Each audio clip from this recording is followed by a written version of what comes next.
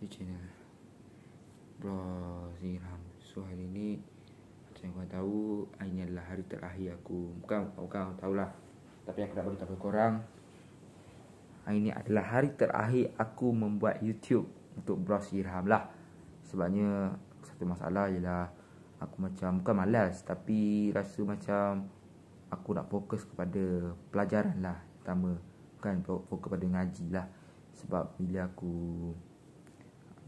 aku membuat video, aku tak ada masa nak ngaji. Itu cabaran untuk aku lah. Jadi aku buat keputusan untuk berhenti daripada YouTuber lah. Berhenti daripada YouTuber Bros Irham ni sebab aku dah malas nak buat. So korang yang menonton video kali ni, korang boleh tolong like dan share dan subscribe. Ni adalah hari terakhir aku. Korang boleh tolong aku sampai 100,000 subscriber, InsyaAllah. Jadi untuk video kita kali ni adalah aku nak stop video YouTube lah. Sebab satu, aku masalah dengan family aku. Family aku pun masalah dengan aku kan. Sebab kan aku banyak buat video prank, semua tu lah. So jadi family aku pun tak suka aku dengan aku buat video prank. Jadi family aku buat keputusan untuk berhentikan aku daripada YouTuber lah.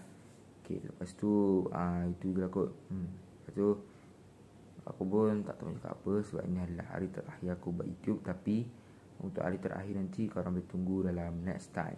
Next time nanti korang boleh tunggulah. Dan video kita berikutnya, video berikutnya adalah bercara peninggalan aku di YouTuber. Dan mungkin ada cara banyak-banyak lagi lah. Nanti aku akan main takraw untuk last, untuk Bros Irham lah. Tapi Bros Gaming ada lagi, jangan risau.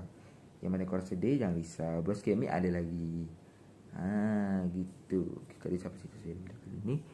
Jangan lupa untuk like dan share, subscribe. Okay, korang tunggu dalam hari Selasa ini. Kita akan buat video yang lagi best yang kita nak buat. InsyaAllah. Bye.